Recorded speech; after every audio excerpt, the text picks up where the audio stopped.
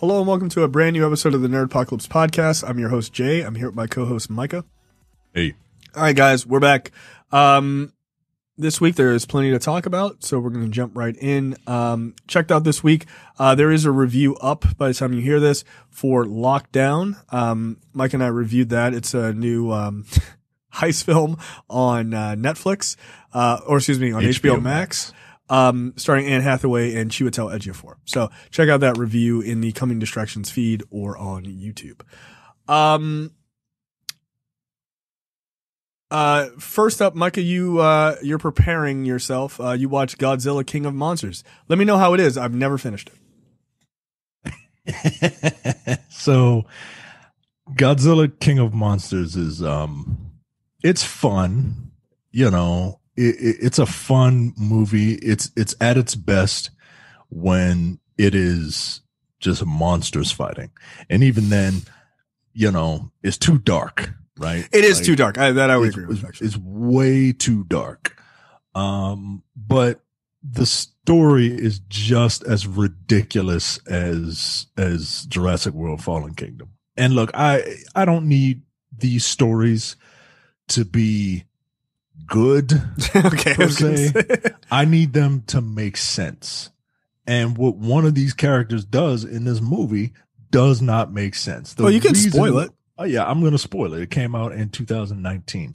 The reason that all of these kaiju are stomping around like they own the place is because some dummy decides that, well, humans have destroyed the earth, and I'm going to release these monsters to rectify and cause havoc and wreak havoc to reclaim the earth because it was theirs before humanity got here. Right, they're like terrorists or whatever, right? Isn't that the whole? And yeah, they're eco-terrorists, and one of them is the wife of the guy from the first movie, the ex-wife of the guy from the first movie, and she has been like radicalized, right? And she's like, no, we have to let these monsters do whatever, you know, purge some of humanity. It's the Thanos thing. It's the Thanos thing. We got to get rid of some of humanity. We got to let the monsters come in and let them do whatever they want so that human beings can stop wrecking the earth. We got to let monsters wreck the earth so that humans can stop wrecking the earth. Well, I mean, what? I mean, in fairness, monsters don't drive cars, so that's pretty good. Yeah. They just shoot radioactive breath all over the place. What's the worst you have to use a nuclear bomb to power up Godzilla in this movie. But the thing that this movie does well is the spectacle. And the only thing that's wrong with the spectacle is that it's too dark. Yeah. Well, that means the CGI wasn't that amazing.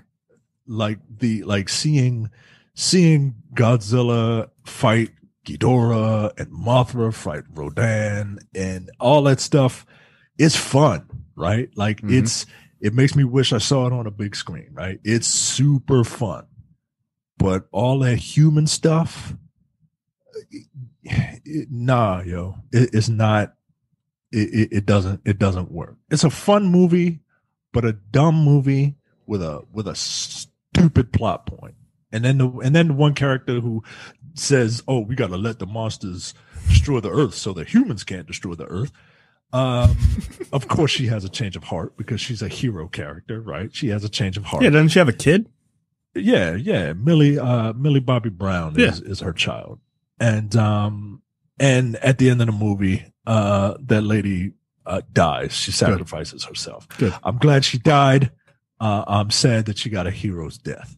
Fuck you. You shouldn't have did it in the first place. Yeah. Let me tell you where I stopped watching the movie. Was it Ghidorah that Ghidorah was in the ice? Yeah, right? when she was just like blow shit up, yo. Kyle, hey, Kyle Chandler, her ex-husband.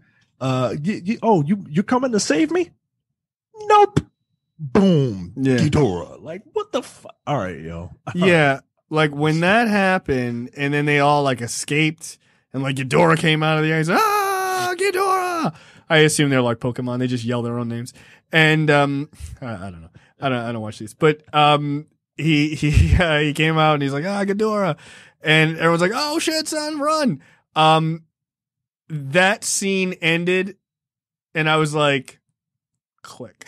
I just turned it off. I was like, I don't know why, because I love spectacle and I love ridiculous shit. I just could not care about anyone or anything in that fucking entire movie. I was like, no, this bores me. Like, I was just so bored. I was so bored. Yeah, it's a long movie. It feels like a long movie. It's only 2 hours and like 10 minutes. So it's not a long movie. That's a long movie for a movie fucking starring Ghidorah.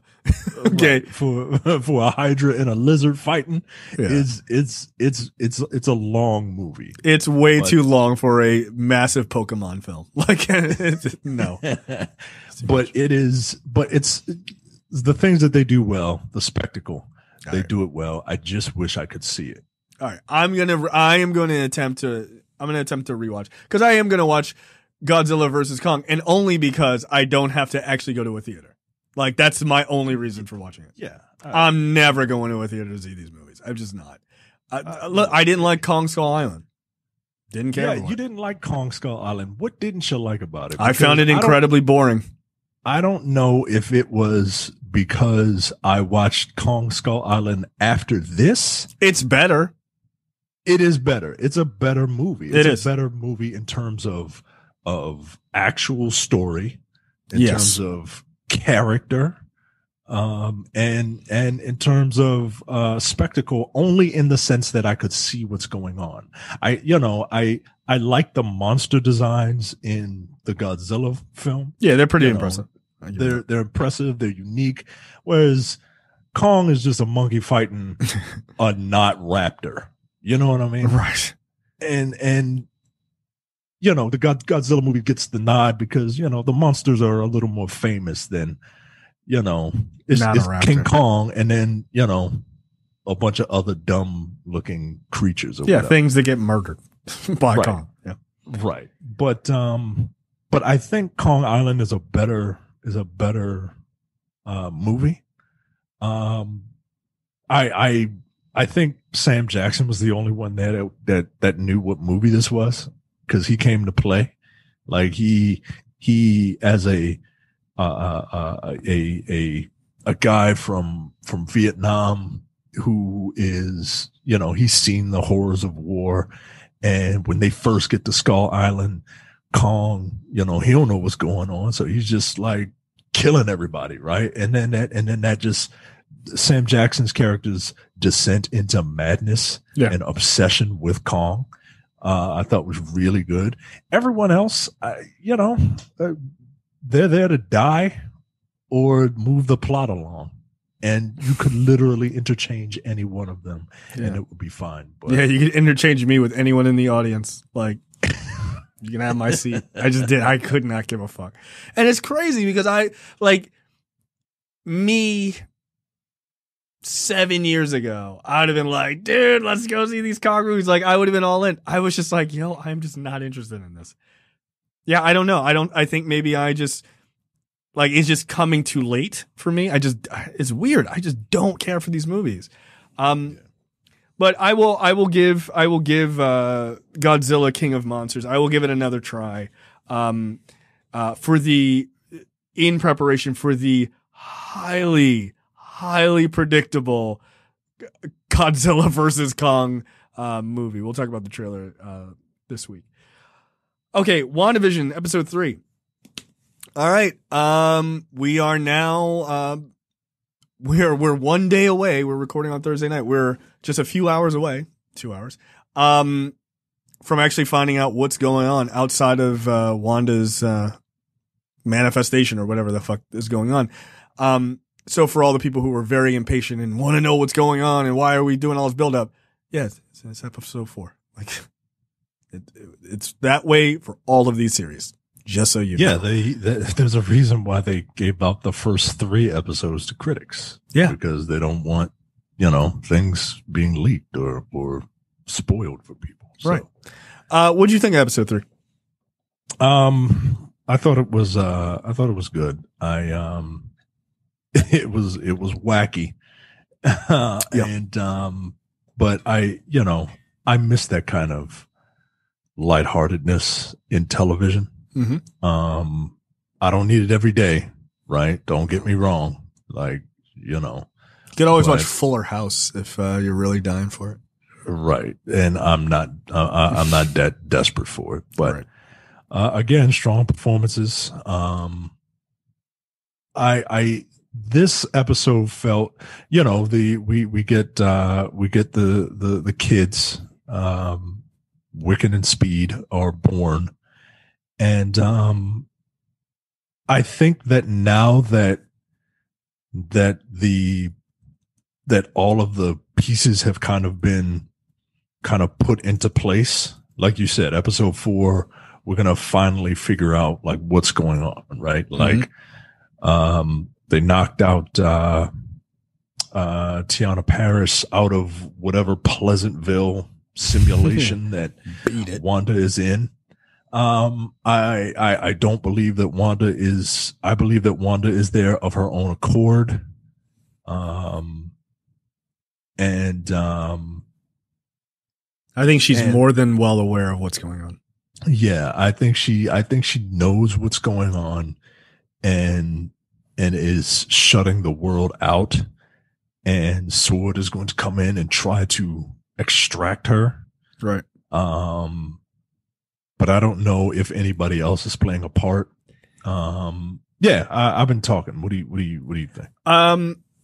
I now, after seeing a couple more clips, like kind of going back and looking at the clips from the previous episode, I think your theory about the beekeeper suit thing and it being AIM, I think is incorrect. And the only reason why, it's a really good theory, except for when he turns around, he's got a SWORD logo on his back. Yeah. So I was like, okay. So yeah, maybe not. Although maybe, there's somebody in SWORD, that's an AIM person, like infiltrating. I mean, who knows, right? Like, you have no idea. But,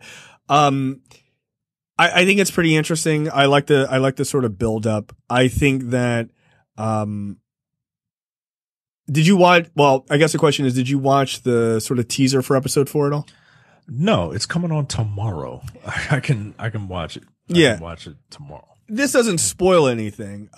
But they sort of show Tiana Paris walking up to this like energy field. And she's like, oh, this is an energy field. I guess it's probably like a flashback before she goes in, right? And you've got the one dude from what's his name? From Fresh Off the Boat, the dad. I can't remember his real name. Randall Park. Randall Park, thank you.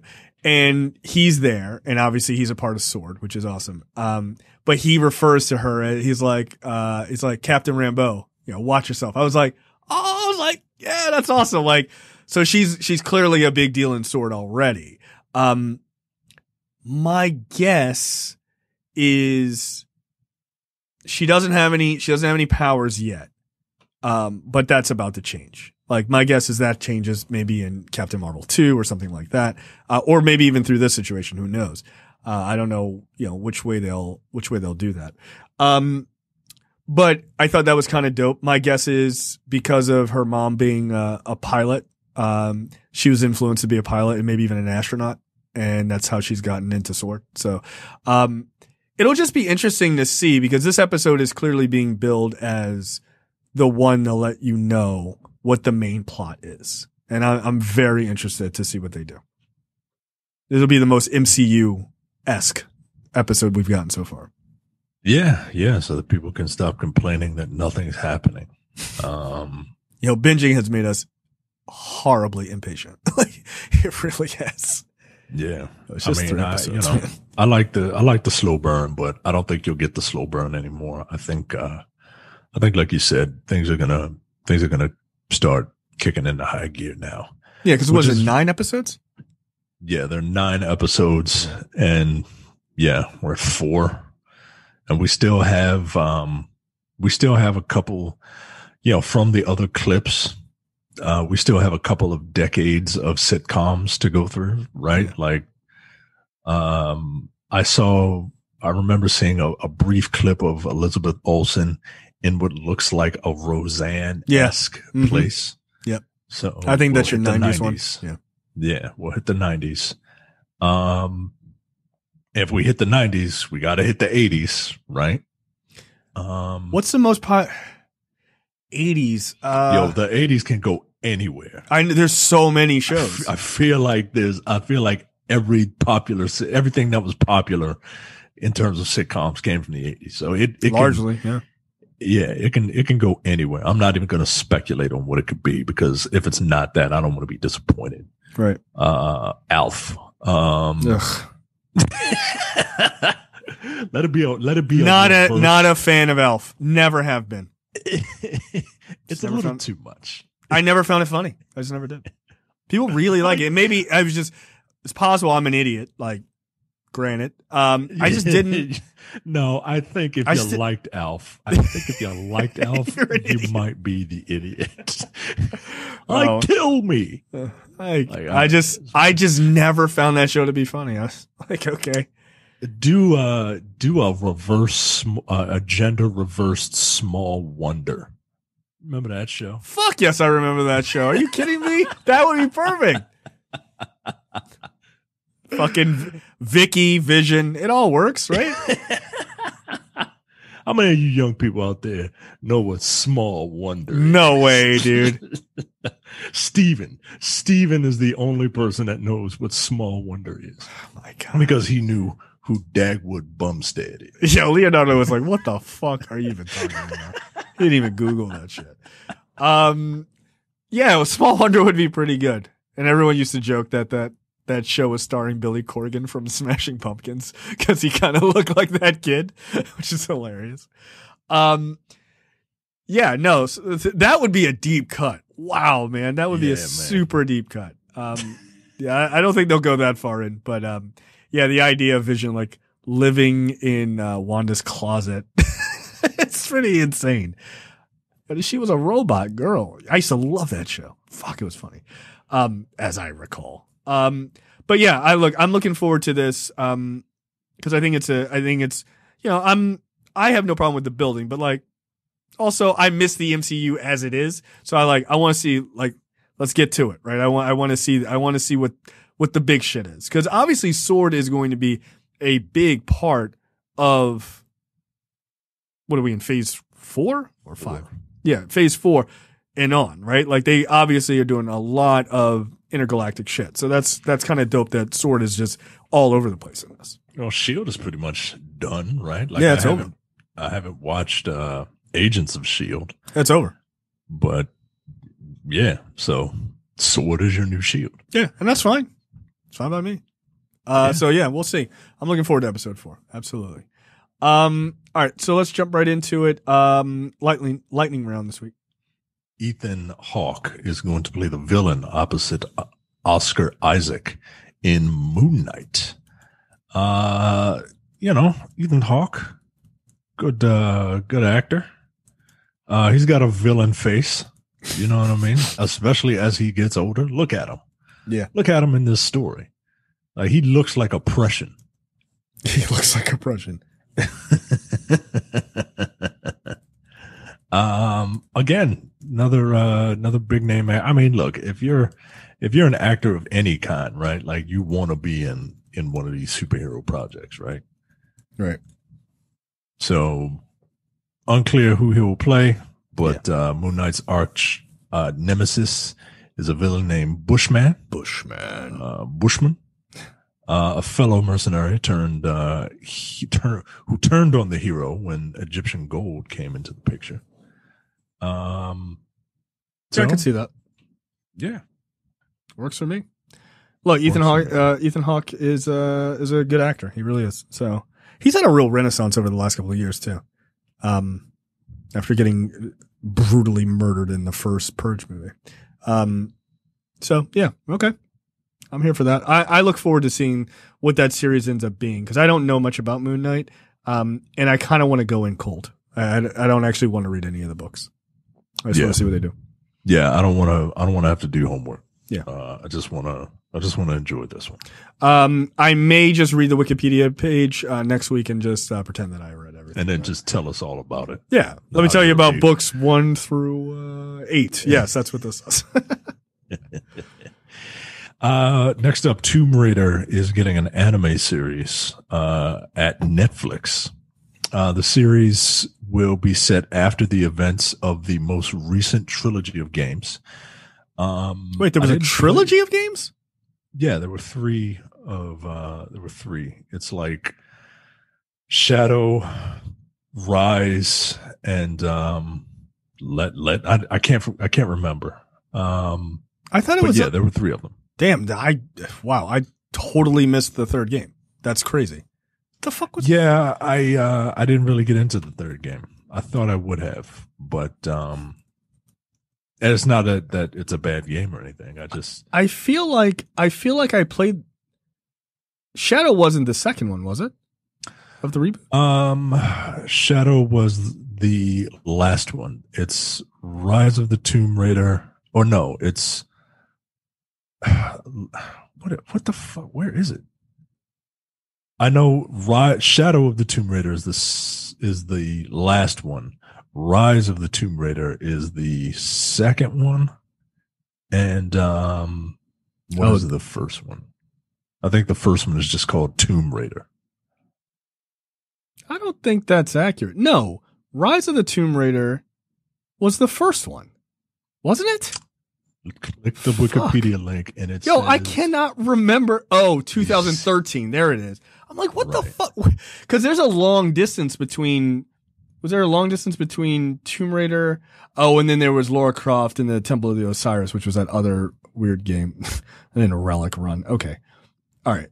Got it. All right. So Tomb Raider, Rise of the Tomb Raider, and Shadow of the Tomb Raider. I beat Tomb Raider. I almost beat Rise, and I'd never played Shadow. Yeah, I started Shadow, but I just Laura does something that's, kind of what like Indiana Jones does, where he takes something in Raiders, he takes something, but it like, because he took it instead of a boulder chasing him, she like let open like Pandora's box or some weirdness, right? Because that's what Tomb Raider is. It's like Indiana Jones. Yeah. I mean, right? It's just a female version of Indiana Jones. Like it is. More modernized, but ultimately. Sure.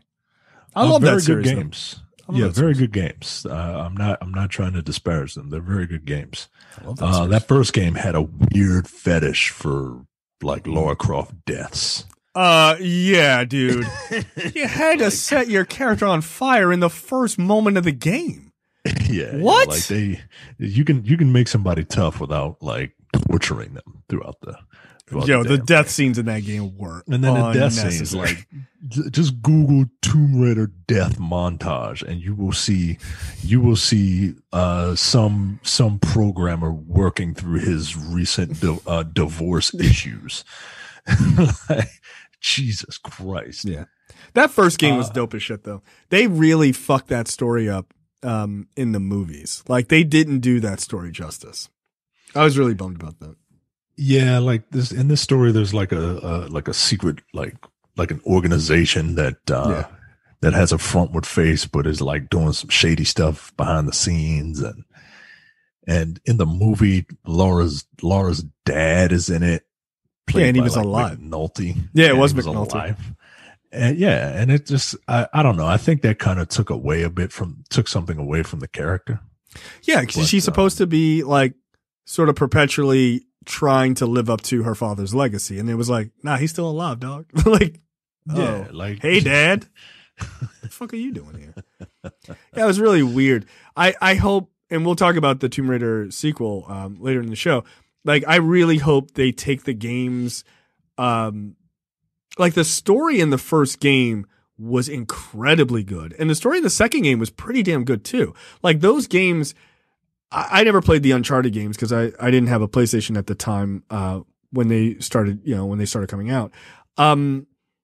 But the story in the Tomb Raider, the reboot Tomb Raider games, were actually quite good for was a third person perspective action game, right? Like surprisingly, the story wasn't complete shit. It was actually pretty well done. So just lean on those stories and just flesh them out for the movies. Like they actually have a lot of meat to them. So yeah, you don't even have to flesh them out, so to speak. You just gotta alter the pacing, right, for a movie, right? Yeah. But I will watch this. Who doesn't like Tomb Raider? You know what I mean? I do. There's no word on if Camilla Luddington, who plays Laura in the reboot trilogy, is any part of this, but we shall see. Next up, an animated Game of Thrones series is in the works at HBO Max. This I'm not going to watch. Look. There's a Tomb Raider animated series. There's a Game of Thrones animated series. The next story, spoiler alert, is Netflix and Legendary are working on a King Kong animated series. To that I say, enough. All right, we get it. Are you trying to piss me off? Yeah, I don't know that I need a Game of Thrones animated series. Is it about the same things we watched, or is it kind of another spin-off? So I don't know. It's in the earliest of stages. So we have no idea what it is. But they plan to make it similar in tone to HBO's Emmy-winning flagship action series. So a lot of gratuitous violence, titties, a lot of names that I'm not going to remember, and just don't base it off any of the books, and you'll be fine. Yeah. I don't know if there are any other books in the Game of Thrones universe besides the main line. I don't think so. I think that's why they're all yelling at Captain Chesapeake to hurry up and finish before he dies. Okay. Well, hey, I mean, let's speculate. Let's speculate based on what we know from the main series. Is there anyone in the main series that you wouldn't mind seeing getting some sort of spinoff? I mean, I guess the obvious answer is Jon Snow, but he's just going to the wall again, right? Or where is he? Doesn't he just kind of end up on the Watch at the end? Yeah, I think so. Yeah, they're just like, beat it. So I don't know. I feel like everybody was in their place by the end of it, right? I feel like you either gotta do a prequel, right? Which is like the live action series is going to be a prequel. So you could do like something before that maybe, or I don't know. I don't know enough about, like, I watched Game of Thrones and I finished it, but I don't know enough about like, the fucking great grandfather of like Robert Baratheon or whatever. I don't know. Just put it on the screen and I'll tell you if I like it. Like I don't have enough of an interest in that series to be like to go back and read about it. Would you like to see how the Mad King became mad? Okay, that's not bad. I wouldn't mind seeing that. Right? Yeah. I wouldn't mind seeing the sister fucker murder that guy. Like that's not bad. Give that guy a good arc. He had a great arc actually in the show. So I don't know. I guess you could do anything, right? You just talk to Captain Chesapeake and be like, just give us the fucking outline of who these characters are and just run with it. Yeah. So look, people love Game of Thrones and I don't give a fuck what nobody says. I don't care what nobody says. I hated the ending of Game of Thrones. Yeah. When that prequel come on, you're going to watch it. They're going to watch it. They're going to watch it. And they're going to watch this too. This fucking series is good. Ultimately, it's good. Because the guys who wrote that aren't writing the prequel, right? Right. They're not doing it. And you're going to hear. Well, then it's good now. Look, right. But like, no, I tell you right now, I watch Sunday night and that fucking music comes on. Oh, yo, hold on. Let's give it a chance. Let's give it a season, 3 seasons, 6 seasons, right? Because this is an interesting world. Like it just is. And maybe it didn't end as well as some of the previous seasons did. I'll give them that. I didn't hate the ending. I didn't love it either. But But watching that angry white woman burn that entire fucking kingdom to the ground was predictable. I just don't understand how people thought that was like out of character. I still don't. But yeah, it's yeah. Look, put that theme music on. People are gonna watch it. So I'll be here for it. We'll see what they do. Are you going to watch this? Probably not. Netflix and Legendary announced a new King Kong anime series. No comment. But no. Is the monkey gonna talk? What the fuck? Who's talking in this series? It'll probably just be more of humans. So, or maybe it'll be the tribe who worship Kong, right? And then they get into shenanigans and antics and then they, he comes and breaks it up. Yeah, then they call, and then they call. Maybe it'll be formulaic, like Power Rangers or something. Right? Like they always call it. like the bush people or whatever they are in Kong Skull Island. They'll get into shenanigans, right? Like they'll do some hip hop keto or whatever, right? And then the bush people from the other tribe will come in and they'll have their mega Kong or whatever, and then you have the bush people go, they like, I'll form the legs and I'll form the hairy torso. And I'll form this is the worst. This is the worst Voltron series of all time. Oh man, am I the balls? This show sucks. I hate being here. Just and then you see Kong just kind of get put together and then just take a tree like he did in the movie and then just clear the tree off and then bam, you got a tree sword. Every episode. And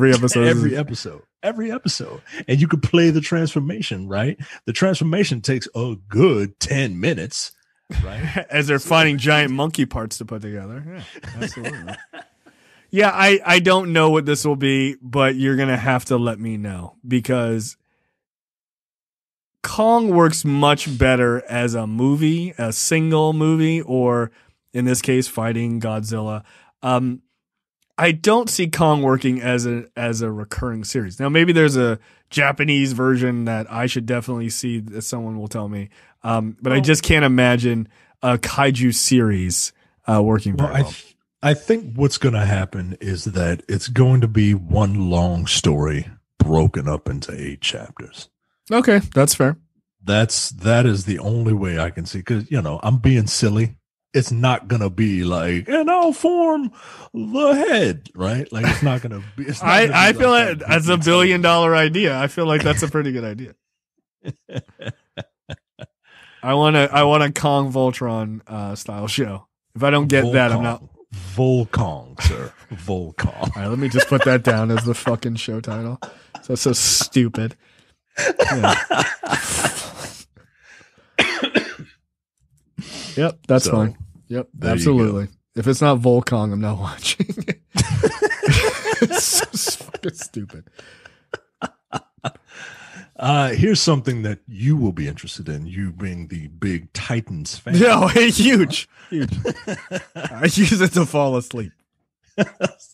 Season 3 casts a guy named Jay. I don't know how to pronounce it. Like Kurgo? I think it's like Kurgo. Yeah. Like Kurgo. Jay like Kurgo as Tim Drake.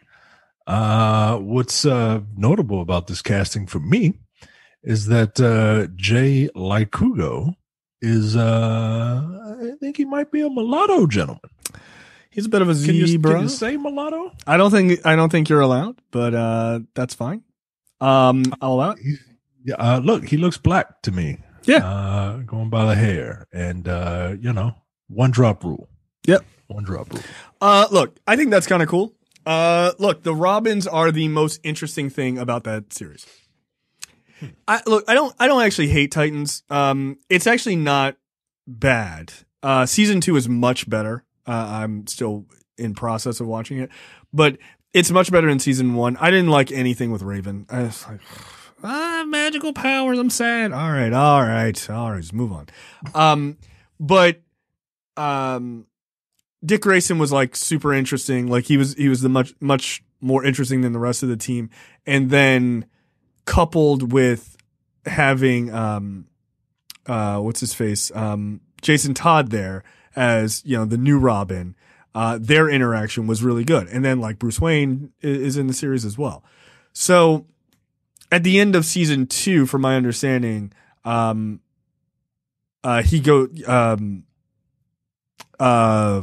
what's his name? God, these fucking names. Red Hood goes away and then he comes back as, or Jason Todd goes away and then he's coming back in season 3 as Red Hood.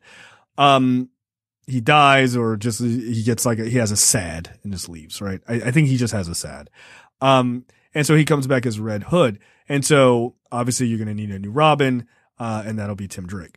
That's fine. That makes all the sense in the world to me. Again, they're the most interesting parts of that series so far. So here's an interesting thing, according to Variety.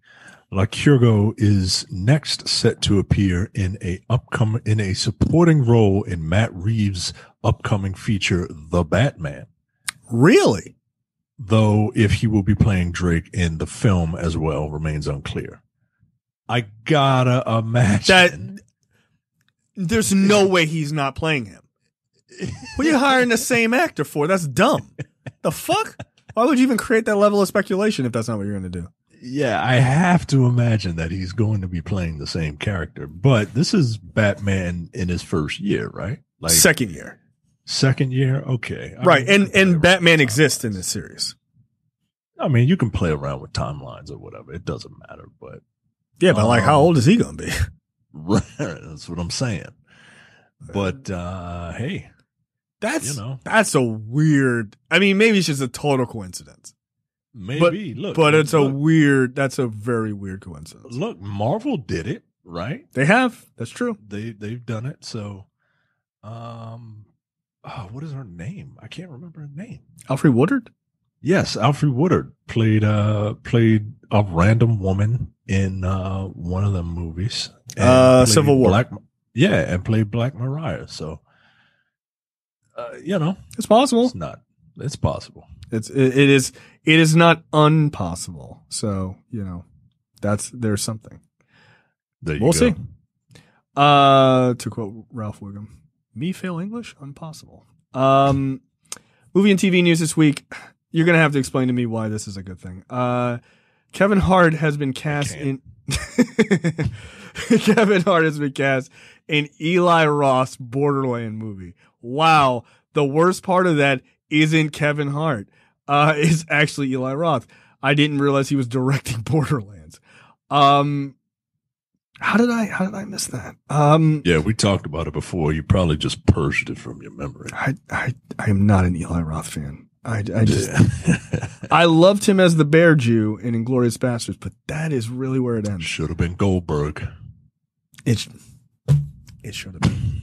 When I think of the Bear Jew, a terrifyingly huge Jewish man. Yeah. Bill Goldberg is it. And he should have worn his outfit from wrestling. Just the fucking just a pair of black briefs. Yeah, briefs and fucking arm pads and gloves and just come out of that fucking tunnel. Like they should have had the fucking pyrotechnics. That would have been a way better intro.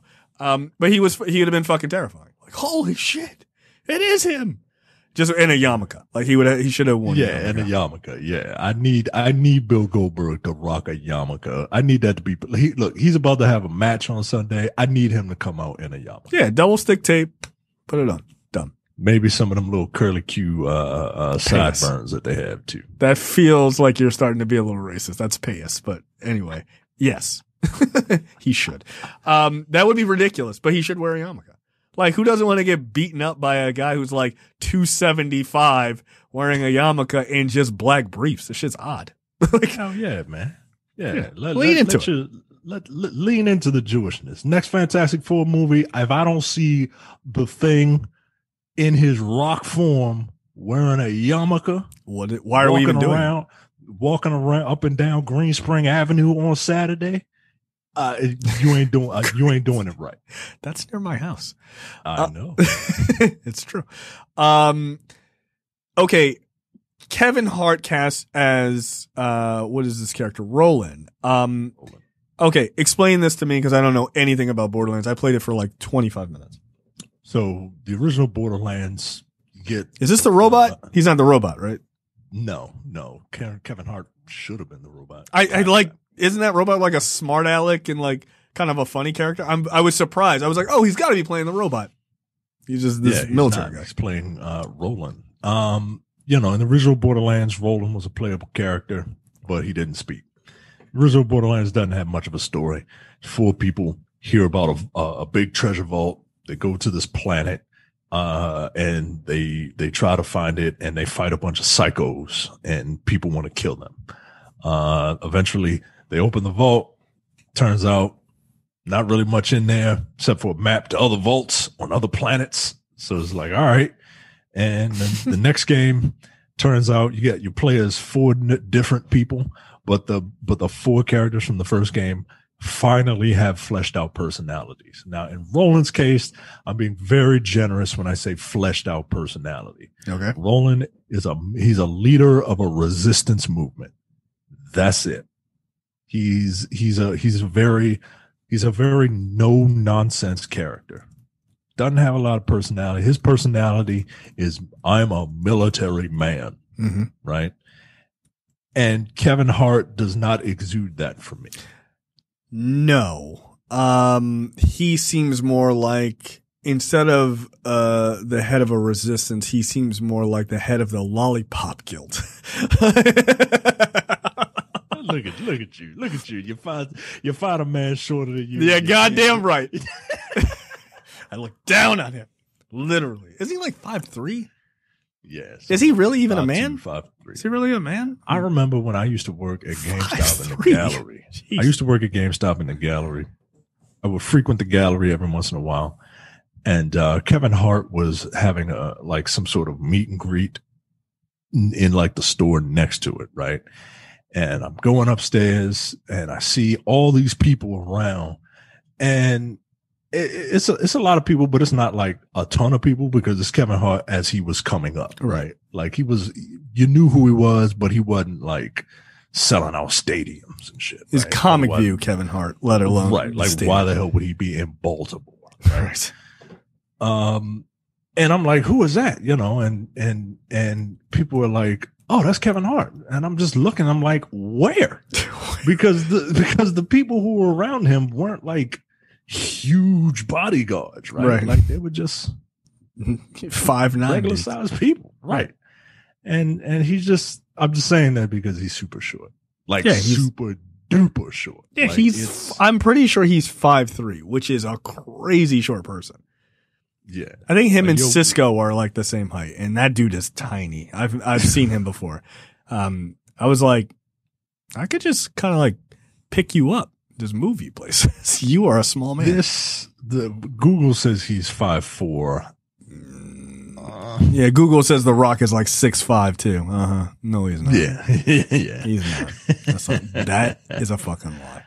So look, I'm not super excited for this, this particular casting, but I don't hate Kevin Hart. So I'm very, very curious because I had one thing in my mind of what this movie would be, and casting Kevin Hart in this role kind of throws that out the window. So, well, and like Cate Blanchett is in this, which is also, is she playing Lilith? Does it say? I don't remember, but like that also just seems like a really wild bit of casting to me. I could see her playing Lilith. Lilith has a little. She's kind of like the star of that game series. Yeah, she's playing Lilith. Okay, I can 100% see that. Okay, all right. You're more of a Borderlands expert than I am, so I'll take your word for it. Kevin Hart as Roland. All right. Would he have been a pretty good version? What's the robot's name? Claptrap. He'd have been a perfect Claptrap. A wisecracking, tough guy coward. But maybe that's playing to type. Yeah. Maybe Kevin Hart doesn't want to play the type. I mean, I could totally see them being like, why don't we get Kevin Hart to play Claptrap? And they go to him and he's like, all right, what's the role? And they tell him, he's like, nah, I want to do something different. And he might be hitting that point in his career because he's a megastar at this point. He's a super duper star. Right. Like he can command that kind of, especially if they come to him, he can command that kind of respect. Yeah. Hey, and good for him. I got no problem with that. We got this role for you. It's a talking trash can. And no. Kevin Hart says, no, who's this black guy? I want to be him.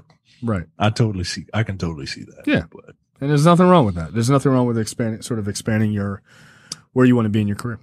I think that's dope. I hope he does well. I hope it's good. I feel like it's going to be Monster Hunter. Really? Oof. Yeah. I feel like it's going to be like a Monster Hunter type movie. Well, that's not good. No, not good at all. All right. Well, there you go. Next up, Lupin on Netflix gets renewed for a second season. Will be out summer of 2021. Have you watched it yet? I haven't finished it yet. No, I've got one more episode to go. So, okay. I'm not going to actually click on that article because I don't want to get spoiled, the ending or anything. But,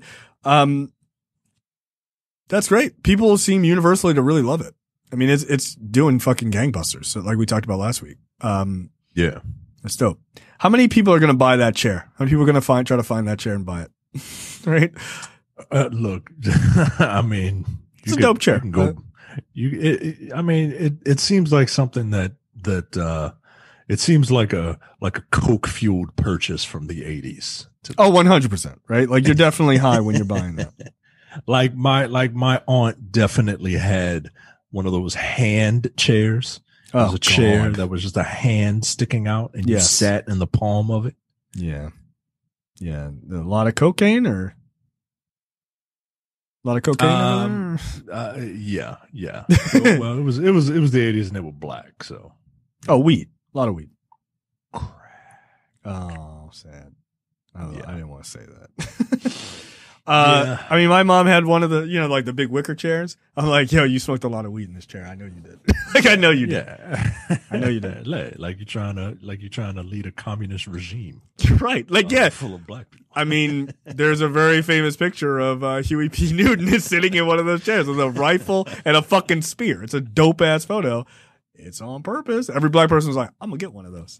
And they're watching Lupin right now. Like, I feel like I'm an diabolical evil genius. Like, you just stock shells. You do nothing diabolical, my nigga. Why you got that chair? But yeah, that chair seems like a pretty fun choice. I bet it's like $5,000 somewhere. So yeah, good for that show. I think that's awesome. Again, like we said last week, it's dope that a series like that is doing well, like a heist series. It's also very cool because Omar Sy is a very black person. Like he does not have European features at all. And it is nice to see somebody that looks like us, at the lead of a very popular, series. I think it's dope. Us. I mean, like you and Terrence, let's be honest. I don't have black features. I you know why I keep a mustache is because you can see where my lip is. I don't really have black people lips, guys. Yeah, you've got like a straight nose, chicken lips. I got a thin nose, chicken lips. You got a big ass head though. Well, I gotta try sometime. I gotta try to get my facial features to be black somewhere. You know what I mean? I got a forehead right there. 1, 2, 3, 4. Well, I don't have a hairline anymore, so the numbers just keep going up into infinity. Doesn't count. But good on this series, man. I'm actually really proud that that's doing so well. It's very French. I'm surprised there aren't just two people talking in a room for the entire. Well, it's a real breakout story for. Fuck off. In fairness to me, Omar Sy's most popular film, also very French, mostly two people talking in a room. I think you need to rewatch X-Men Days of Future. Nigga, that's not the movie I was like, get the fuck out of here. He don't even say a word in that movie. He just runs with shitty dreads, like plastic dreads. Next, I'm like, yo, one of the most popular X-Men of all time. It's like, nah, don't give that dude no dialogue. French actor in the biggest French film of all time, and they're just like, I don't know, don't let him say nothing. Wow. Like, that is ridiculous. Next up, I am not really buying this. Well, yes and no. I 100% buy this. Yeah. Yes and no. And I'll tell you why. Wonder Woman 1984 helps push HBO Max and HBO to 41 million subscribers, reaching forecast 2 years early. That's awesome. Good for them. I agree that it is the reason that people got the service, right as this was coming out. This is not the reason to stay. And I know people go, oh, well, it's not on there anymore. But what I mean by that is I think what will sustain them is that their quality of their streaming service is quite good. And they have a lot of really good products, a lot of things that are a lot better than Wonder Woman 1984. So, but yeah, I will concede that definitely got people there. And look, it did its job, right? Like everyone. Yeah, I understand the movie industry is pissed at Warner's for doing this, but it's working for them. Now, it'll be interesting to see how those events kind of, have what the repercussions are in terms of, do people want to work with Warner's? But it got people watching their show or their streaming service. Yeah. They put Vixen on here? I always wanted to watch that. Vixen, the DC animated, based off the DC. Oh, it's like 6 minutes an episode feature. Or something? I think so. Yeah, they're really short. I watched one or two of those. It wasn't bad. It was actually pretty cool. Because then they just brought her into, I want to say it was Legends of Tomorrow. Yeah. Yeah. But, there's a lot of good stuff on here, man. There's a lot of good stuff. And, we gotta start coming here for black on black cinema stuff. Oh yeah, no, definitely. They got Bigger and Blacker on here. Oh snaps! Oh, the Chris Rock one. Yeah, I'll watch that again. So, all right. So the next big things for Warner are the little things with Denzel Washington, Jared Leto, and Rami Malek. That's this Friday. I think that'll probably. I don't think that's going to get people onto the service, but I think that'll do well on the service. And then February 12th, I'm super excited for Judas and the Black Messiah. That should be, I am very, very much looking forward to that. I don't care about Tom and Jerry, the movie, but that will probably do really well. And then March 31st is Godzilla vs. Kong. That might get people on the service if they're not already on it. And then Mortal Kombat is April 16th. That will definitely move people into the service. That'll get people on. Yeah. And then there's a Conjuring movie, The Devil Made Me Do It. That comes out June 4th. And then In the Heights, June 18th. I'm not sure that that's going to move a lot of people. However, July 16th is Space Jam: A New Legacy. That will get people on the service if they're not on it. That will do fucking crazy good. I didn't realize that was being directed by Malcolm Lee. Good for him. That's awesome. You know what? I will watch it now. I've never seen the first one. I just saw like a brief shot. I was like, wow, okay, that like the graphics look really awesome. Like it did look pretty cool. I wasn't planning on watching it. Like the first Space Jam, it was what it was. But Michael Jordan is literally the worst actor in the world. Like to ever have existed, right? And I'm talking about a world where Whitney Houston from what's that movie? Waiting to Exhale? Waiting to Exhale. Yeah, I'm talking about a world where that exists, where that performance exists. Michael Jordan awful. Is the worst actor to ever have been put on film. Wow. But because Malcolm Lee is directing this new Space Jam, I'll watch that. I also have a feeling that LeBron James is LeBron James strikes me as a person who can laugh at himself, which I think is probably a good thing for him being an actor in something like this. Michael Jordan does not strike me as the kind of guy who can laugh at himself. No, he's like so hyper competitive to the point where he's like, nah, like those jokes about me are not funny.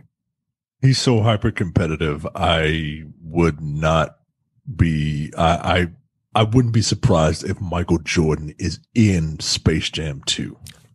100% he will be. 100%. There is no way that if they can go, hey, Mike, you want to be in this with LeBron James? He'd be like, yeah, fuck LeBron James. Yeah, like I could totally see, I could 100% see him doing it. But I would like it if he wasn't. Yeah, because he's the worst actor ever to have lived. Wow. That feels harsh, but also very funny to me.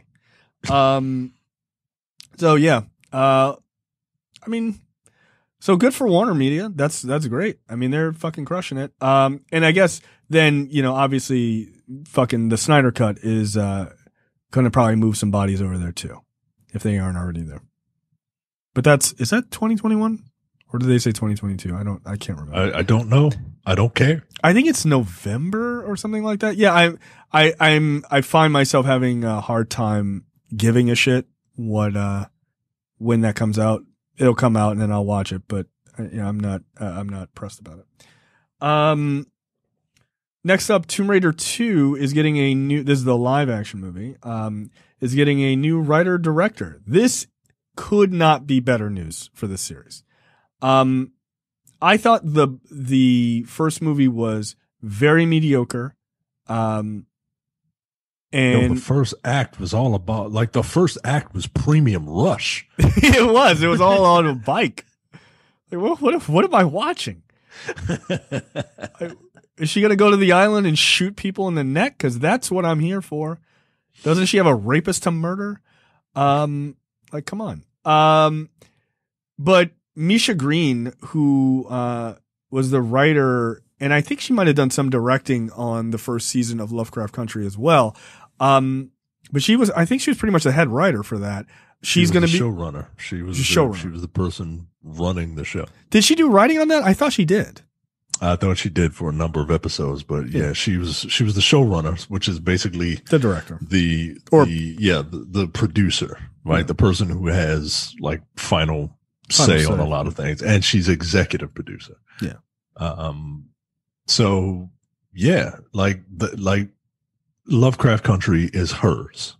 Yeah. Like everything that you liked about that movie or that series is because of her. Yeah. So her writing and directing this is nothing but good news. And also her coming from Lovecraft Country tells me that they're probably going to lean into the supernatural elements of this series, which is good. That's a good thing. That's a really good thing. Because that was totally missing from the first movie, if I recall. Like, why didn't we have all the samurai come out and try to kill Laura at the end? That was awesome in the game. It was fucking bonkers, but it was awesome. So yeah, I hope they do that. I hope they lean more into the supernatural elements and just get better writing.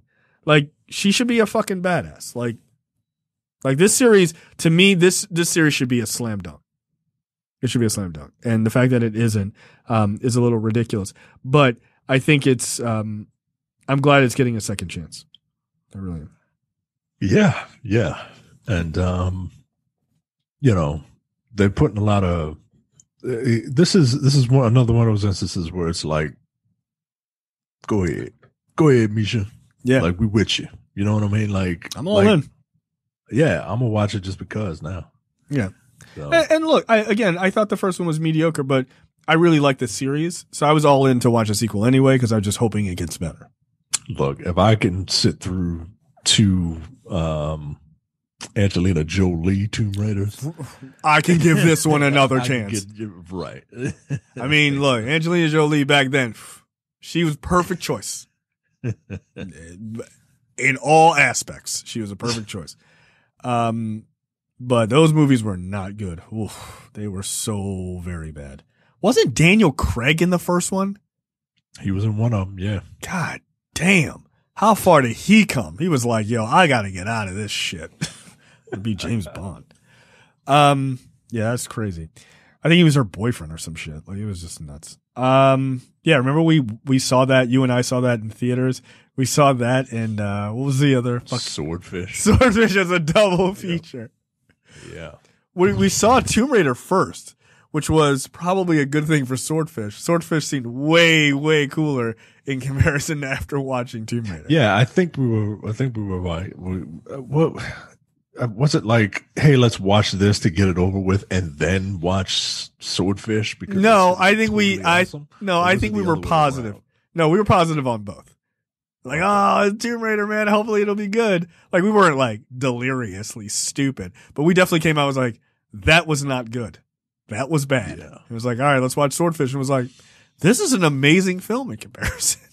It really is. Yeah, in comparison. Yeah. And then years later, I rewatched Swordfish. I was like, was I high? What the fuck is that? I think we were high off of the Halle Berry nudity.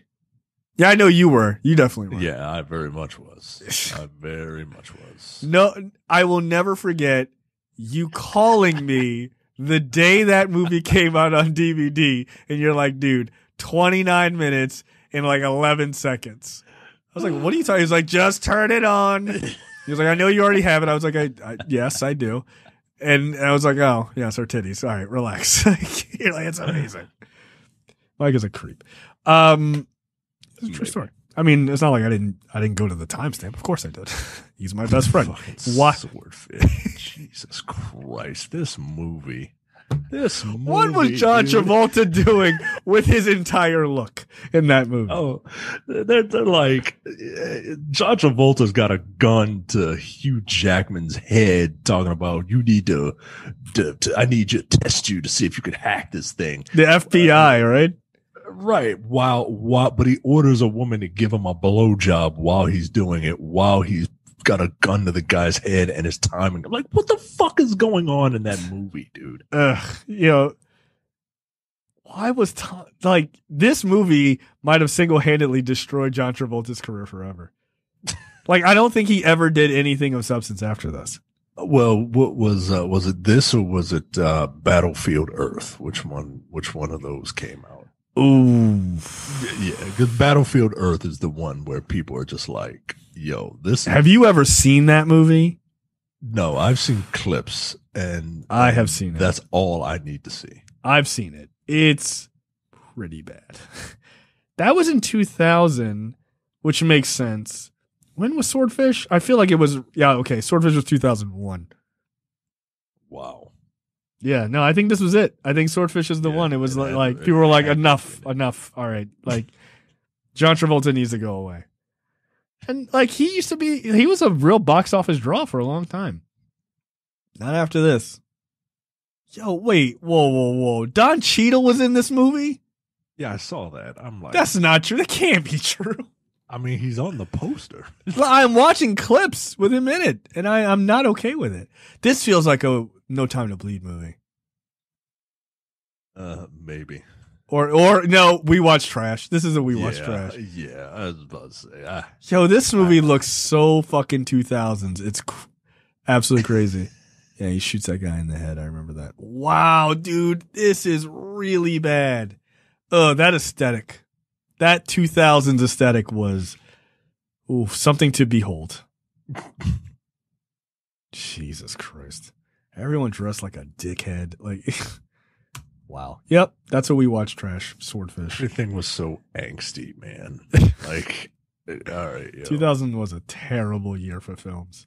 2000, 2001. Because it all looks like Mission Impossible 2. It all has that same hazy...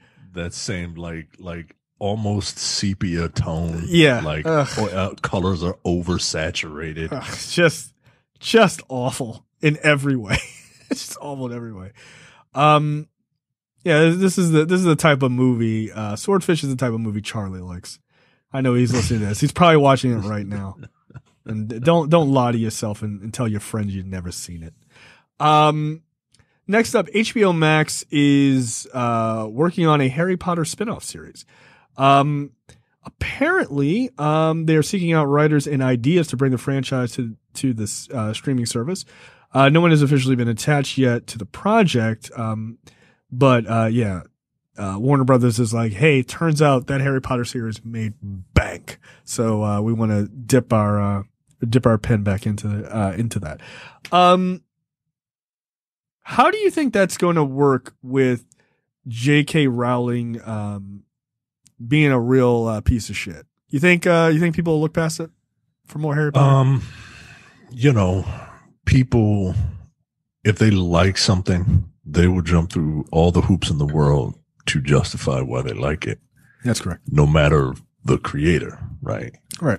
I mean, it's kind of human nature, right? Like, cause you can't help but to like what you like. It's very difficult to just boycott something. Yeah. Like, especially if you like it. I think you will get just the right amount of commentary. Now, all of this is to say, if J.K. Rowling plays her part and does not speak, right? Like, yeah, she can't come on and be like, there better not be a fucking trans person in this. I'd be like, don't. Right. Or shut the fuck up. Like somebody's going to take her Twitter away, period. Right. Yeah. Like, not even commenting on this project, just commenting, period. Yeah. Right? Just shut the fuck up. Just shut up. If she doesn't say anything, I think people will look past it. You'll get some people who, they're not going to let it go. You'll get the people who are like, fuck you forever. And look, in this case, I get it. I super get it. Absolutely. I get it. But you will get a lot of people who want to love this and want to love Harry Potter and want to love this world, and they will look past it. They'll use the same, well, it's the art, not the artist, even though the artist created the art. Right. Okay. Like they are intrinsically connected. Right. But if she goes mouthing off, and I hate to use that term, right? Because it makes me sound like a sexist, but if she goes mouthing off, then you're going to get a lot of undue backlash. And if you remind people that she's a bit of a turf, I think is the term. Yes. Then, that's not going to bode well for this thing, man. Yeah. Here's the thing. I am a fan of the Harry Potter series. I think it's quite good. I think it teaches kids really good lessons. I think it's largely smartly written. I think the movies are very good. They're a lot of fun. I'm not going to pretend that I don't suddenly enjoy them. I'm not going to sit there and like over analyze it to the point where I like convince myself I hate it. I don't hate it. That being said, I think J.K. Rowling is a piece of garbage. I think she's a transphobic asshole, and I will never understand rich people who will run their mouths and fuck their own money up. I just do not understand that. Like if I ever become rich, I will never have a Twitter account. Never. That's how rich they are, dude. Yeah, I know. These people need to hear what I think about trans people. They really don't. They really don't. Unless it's like trans people are fine. Like they don't want to hear your fucking opinions on this shit. Shut the fuck up. So I do think she's a piece of shit. I think you're right. I think if she just shuts up, and maybe even HBO Max is like, if you just shut the fuck up, we're about to get paid. You and us both. I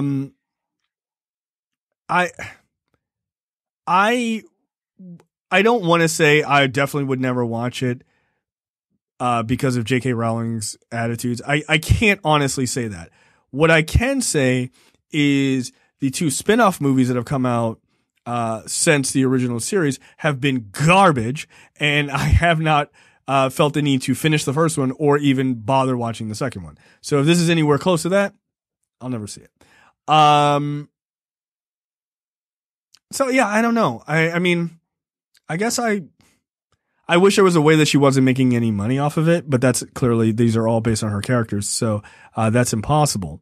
So I don't know, man. Look, you watch it if you want to watch it. Don't watch it if you don't want to watch it. And I think that's where people should kind of leave it. I don't think it's necessary to sort of berate people if they want to watch it.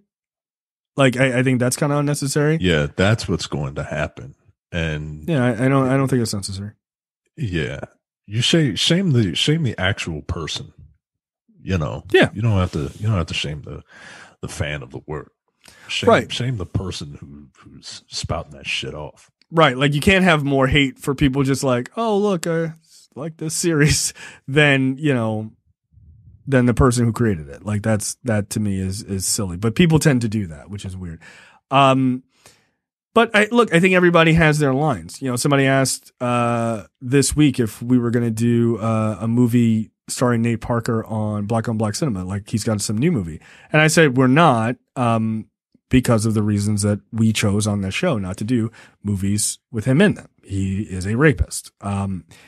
And some people are like, oh, well, he's got, there's a lot of, black people involved in this movie and all sorts of stuff. I said, I'm not telling people not to see it, but I'm not going to use our platform to promote it. And I think, if you have a platform and you don't want to promote this Harry Potter series, I think you're perfectly within your right to do that. I think if you're a platform and you want to review it, I think you're perfectly within your right. And I don't think either one of those things should be considered a bad choice. I just don't. Like, you do what you want to do. That's it. Yeah. And so at this point, I can't say one way or the other whether I would watch it. So based on quality, those last two movies look like shit. So as it stands right now, I'm sticking on quality, and it's a no for me, dog. So we'll see what HBO does. But I don't know. You never can tell. Maybe. Next up, AMC raises $917 million. Bankruptcy is now off the table. Good for them. They survived. So movies ain't going nowhere, yo. They're not. I mean, if anything, the whole HBO Warner, streaming day and date thing might give the movies that they were planning to put, like when years from now, when literally everything is back to normal, this experiment that Warner is doing with HBO Max might spur other studios to put out like their January new releases, right? Right. The releases that nobody really cares about, that they don't really expect to do well. But and then you might get a sleeper hit. Right. Exactly. Put it out for a month. If it is a sleeper hit, then guess what? You got to go back to the theater if you want to see it again. Yeah, that's a smart move. So I mean, and it's so funny because we've talked about that with other things. Like this idea of like all or nothing in the movie industry is so damaging. It has to be in theaters or it has to be streaming.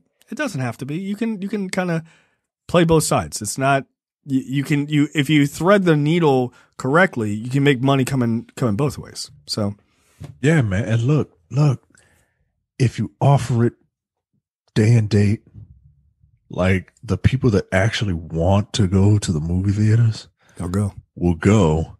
And the people who just want to kind of be on their phones and stuff, maybe they'll stay home. Yeah, it actually might make the movie going experience much better. That's what I'm hoping for, man. That's really what I'm hoping for. Frankly, I don't even know that you have to do day and date. I would say 3 weeks, 2 weeks, right? You give it, comes out January 1 in theaters. And then by the third week of January, it hits HBO Max and it stays there for 1 month. Hey, like if it's something you really wanted to see, like you're not going to, I mean, not that they would do this, but you're not going to go see the new Avengers movie week 3. You want to see Avengers on week 1 with everybody. Like if you're a mega fan, right?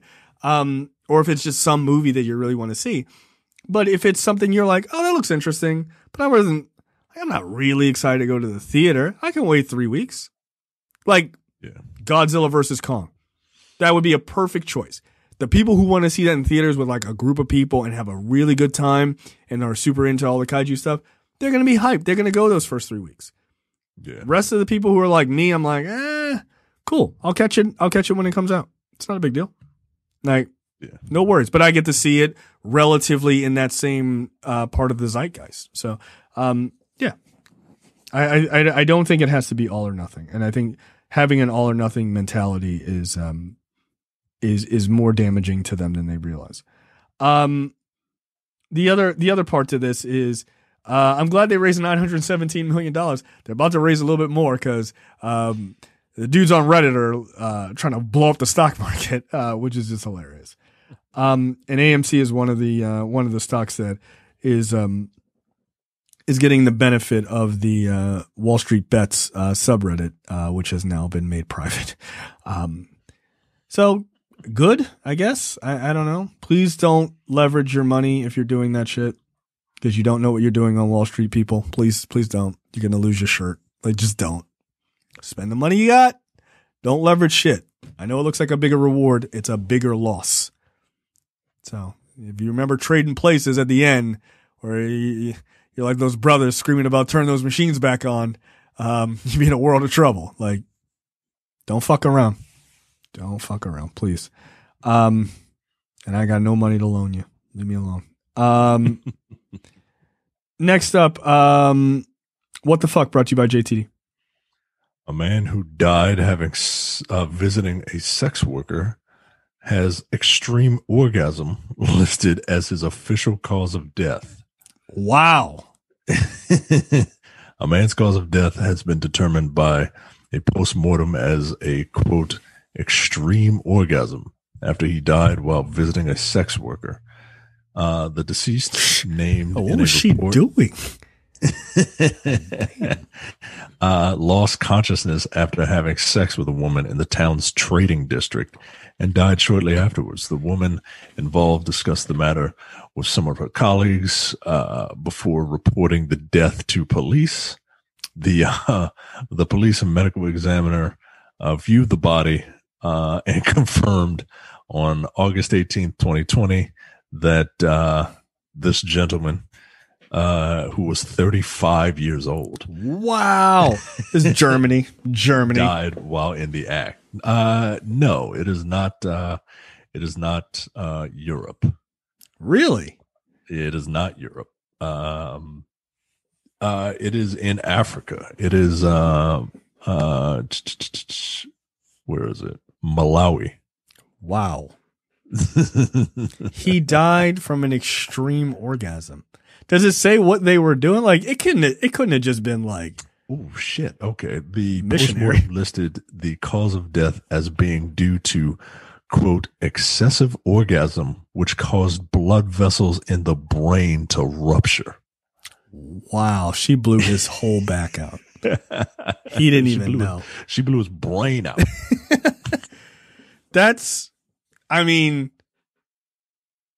That probably makes for like some serious money coming her way, right?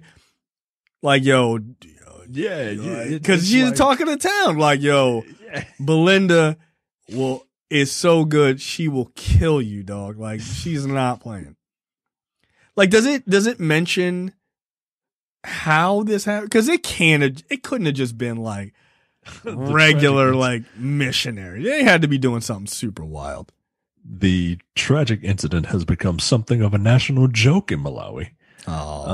With social media posts about the incident going viral for months. Many have inquired. That doesn't look like it's spelled right, but maybe it is. What exactly the professional lady might have been doing to get such a dramatic result. Photoshopped images of packets of sugar, marked sugar, take at your own risk, and a photo of a car overloaded with blokes captioned the woman's name. Here we come. Have saturated Malawian Facebook. First comment. He had his happy ending. All right, relax. I just third comment. He got to come and go at the same time. Yeah, classic. I gotta know what were they doing? It had to have been something extreme. Yeah, it had to have been right. Like how did Kung Fu die? That dude, Kung Fu. Oh, yeah. He hung him. He died because he had a belt wrapped around his neck. He was doing autoerotic asphyxiation. Yeah. So maybe it was something like that, right? Like maybe she Maybe she wearing a dress, by the way. I mean, you know. I mean, that's but that's embarrassing. Like somebody gonna find your dead body with a belt around your neck while you're wearing a lady's clothes in a closet in Thailand. Jesus Christ. Like, I'm not even mad about the women's clothes. Like, that's, you know, that's whatever that's your kink, but the belt around your neck. Jesus Christ, dude. Come on. Come on, man. Have a partner. Yeah, that's why I'm not into like, oh, choke me shit. Like, nah, yo. No. Cause I don't need it to keep going to the point where I need to get a Gucci belt to get off. Yeah. Like, your body will be trained for that, right? Nah. Like, that'll be the only way it happens, and then you fucking kill yourself. Yeah, now you're fucked up. Like if you gotta put a belt around your neck alone, nah, there's a problem. You gotta unlearn that shit. Like, nah, nope. Now this woman must have been wild. They were wilding. Like they must have been super wilding, and that dude was just like, oh shit, and just died. She was like, that's right, I put him to sleep. Like, oh shit, he ain't waking up. Like, oh. Sad. Nah, yo, no thanks. Mine is interesting. It'll already tell you where it is. Gwyneth Paltrow's vagina scented America. I would assume so. Although this dummy might have lived somewhere else. I don't know. Gwyneth Paltrow's vagina scented candle explodes into flames, causing an inferno in a woman's living room. It's actually in the UK. Jodie Thompson, 50. Damn, you put your whole government name out there. Won the risque product sold by the Hollywood star in an online quiz. And so she tried to light the shit, and shit blew up. It had a 50 centimeter flame leapt out of the candle and out of the glass jar. The candle exploded and emitted huge flames, and then bits were flying everywhere. Why does anyone want a vagina-scented candle? And more importantly, why does anyone want a Gwyneth Paltrow vagina-scented candle? I am very confused by this. Micah, you're a big candle guy. How many of these do you own? No, I don't. White women get on my nerves. I do not want to smell their, I don't want to smell their, what's in their undercarriage, wafting through my house. My wife is actually a big candle person. She that makes sense. Stuff. And, no, we're not going to get Pepper's vagina candle. What if it smelled like pepper? Pepper pots. Just like, yeah, like what if it smelled like pepper? What if it smelled like an apple? Right? Because she named her child Apple. Ugh, that and her child came out of. Yeah, well, that's true. That's how it works. I'd like to think that it would just smell fresh, but I don't understand why anybody wants to smell a vagina, period. Like as a candle scent. Like there's not like balls on a hot day, the candle. Like nobody wants that. Like, come on. That's ridiculous. Well, it's obviously a joke, right? Is it? Obviously. Have you watched that Goop documentary? It's not a joke. They really sell this bullshit. It's not a joke, Micah. You're wrong. I think the naming convention it's obviously a joke, right? It probably smells like Febreze because Gwyneth Paltrow thinks that her shit don't stink, right? Agree to disagree. I bet they swabbed her vagina and then they remade that scent using science where they could have been curing cancer to make a pussy candle. I feel like you didn't watch Goop. I did watch that documentary series. It's insane. Is she a psychopath? Yes. Is she crazy? They're all crazy. Everyone who works at that company is absolutely fucking nuts. Like, oh yeah, no, what is this? Oh, it's Gwyneth Paltrow's swabbed asshole. I'll put this on my face. It'll be amazing. They're fucking lunatics. Goop is run by and staffed by the most annoying white women that have ever existed on the planet. See, that shit is not on my radar. No. I feel like you should have watched. I watched it just to see how long I could take before trying to throw myself out of a window. Jodie Foster style after school special. I literally know for a fact that you could never make a full episode of that show. There's no way you could watch a full episode. You couldn't. I challenge you. An honest look. I challenge you. It's on Netflix. I challenge you. Let me see. You cannot make it through an entire, the first episode where they all do the different diets. You cannot make it through that entire episode. Well, I'm doing a vegan diet. Well, I'm doing vegan +1. Who cares? I wish this whole episode became a school shooting. It's that awful. Was it the Goop Lab? Yeah, Goop Lab. That's it. All right. Where they test out Goop products to sell to rich white women who really don't know what to spend their money on. No, I challenge you. You can. There's no way you can make it through the first episode. They're only 35 minutes at the longest. Okay, I give you 10 minutes. I give you 10 minutes. When they're all sitting around talking about, the diet. I'm really trying to lose a little weight. Gwyneth Paltrow, you're 14 pounds. You're 14 pounds. What are you talking about? It's really hard to only have grains and a whiff of an apple every 30 days. It's really hard. Ugh. They're the worst. Oh, shit. You know how, like, we're annoyed by shit like that? And you know how, like, Carrie is equally annoyed by it? If Carrie was on that show, I'm pretty sure Carrie would be arrested for murder. Like multiple homicides, because she would have fought every single person on that show. 100%. All right. I don't know if I'm going to watch this. Yeah. All right. See, you can't even get through the trailer. Like, nah. Look, the description. You didn't even watch the trailer.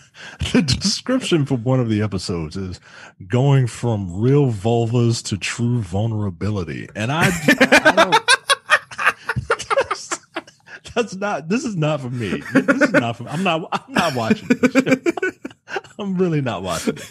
I'm just going to remove this from my list. You win. You win. I'm not watching it, yo. I'm not watching that. Dude, I told you. Right. I told you there's no way you can get through an episode. From real vulvas to vulnerability. Yo, what the fuck? All right. I'm telling you, man, they're the worst. They're the worst type of people, man. The world doesn't need them. It just doesn't need them. I hope nothing bad happens to them, but it doesn't need them. It just really doesn't. God damn. I'm annoyed. Next up, only one trailer. Godzilla versus Kong. All right, what'd you think? Look, it looks fine. After watching these two movies, I kind of want to see it. I mean, this wouldn't be something that I would rush out to see in the theater. Sure. But as far as from a trailer perspective, it's a fun trailer. Yeah, I dug the trailer. I really did. Yep. If you have watched these films, you're like, okay, Kong, that makes sense. But wait, why is Godzilla the bad guy, or he's being perceived as the bad guy in the trailer? What's up with that? And I'm interested enough to see what's going on. You know what I mean? I'll let you give your prediction of what's going to happen. I agree with you, but I don't want to steal your thunder. But yeah, look, I'll watch it. It looks like dumb fun. Look, it can't be any dumber than the two movies I watched today. So fair enough. This one, Look, I agree with you. I think the trailer looks fun. It looks utterly ridiculous. That being said, there's one scene in the beginning where it's like, oh shit, it's Godzilla. Like they got Kong on the ship, and then Godzilla is there, and they're literally fighting while standing on an aircraft carrier. Spoiler alert. They're both too big to fit on an aircraft carrier. I would just like to, just from a logistics standpoint. They're huge, but apparently they don't weigh more than a few planes. Right. Like, pretty sure it would tip over. Also, hey, guess what? Kong loses that fight. Can you swim, dog? Like, I'm going to take your ass out into deep water, and then what? What are you going to do?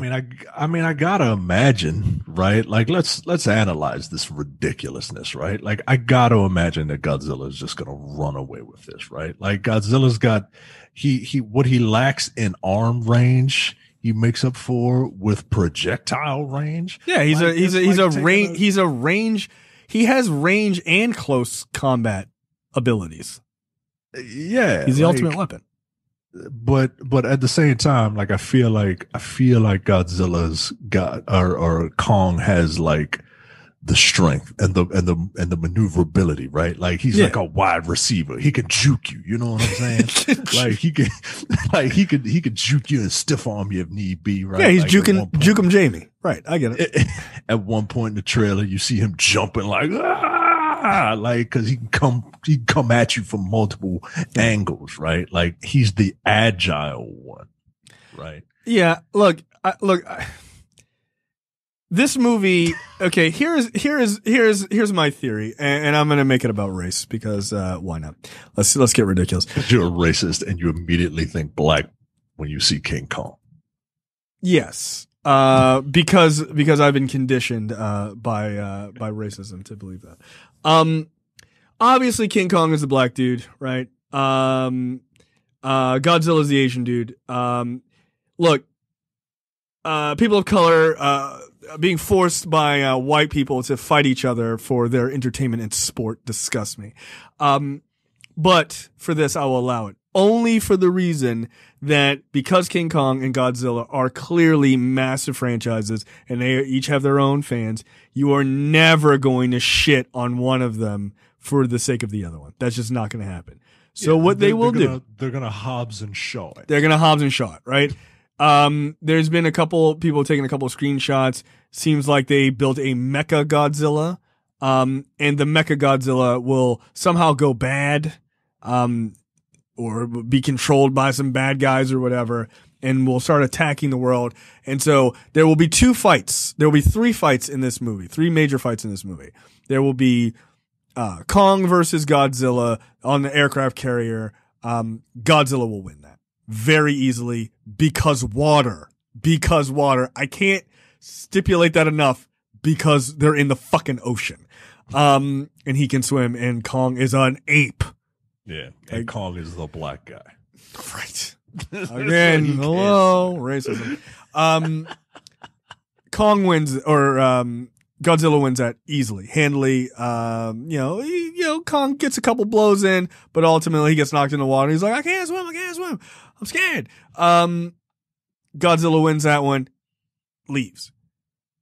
Some point, Godzilla and Kong meet up again. It's on land. Kong is like, yo, this is where I'm the best at what I do. Let's rock and roll. And Kong beats the brakes off of Godzilla. 1-1. Fans are all happy. Hobbs and Shaw, you get in 5 shots. I get in 5 shots. Same idea, right? You got to please both fans. Got no problem with that, right? Basic shit. Mecha Godzilla shows up in the third act, starts wrecking shop because he's controlled by the bad guys or whatever. They built him to take on other monsters if Godzilla dies or is unavailable, and then shit goes left, and he starts wrecking shit. And there's a moment where Godzilla versus Mecha Godzilla, and they're taking on each other, but Godzilla's losing, and lo and behold, here comes the fucking Kong out of nowhere, and he's like, they both kind of look at each other, and because Kong is a black dude, he gives him the fucking head nod, and because Godzilla is Asian, he gets it. He gives him the head nod, and then they team up and they beat Mecha Godzilla, and it's an awesome third act of nothing but mayhem. And I'm totally fine with that. Yeah. And then they have mutual respect for each other. Yeah. And by the way, the Mechagodzilla in this analogy, if you haven't figured it out, is white people. I mean, yeah. Look, at the end, spoiler alert for the movie that you say you're going to try and watch, but you're not going to. There's a post-credit scene. There's a post-credit scene in King of the Monsters, where the bad guy played by the patriarch of the Lannister family. I think his name is Charles. Yeah, Charles Dance. Yeah. The most evil dude in the world. Yeah, Brother Noomsy. Yeah.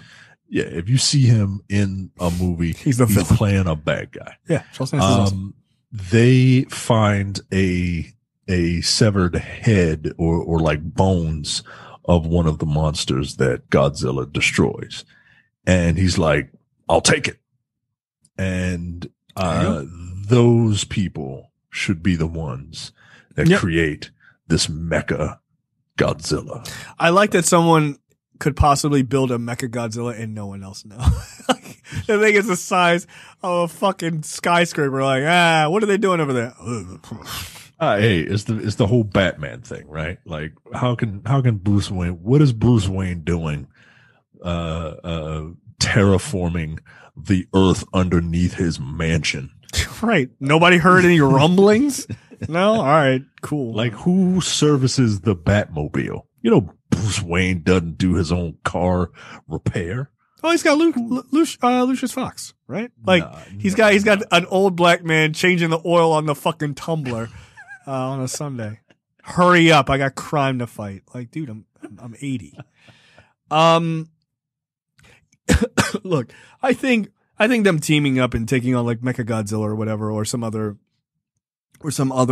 hybrid monster from the last movie, that makes all the sense in the world. I'm fine with it. Totally fine with it. Sure. There's no way Godzilla is the actual villain. Nah. No, of course not. Of course not. And that's okay. I think that's fine.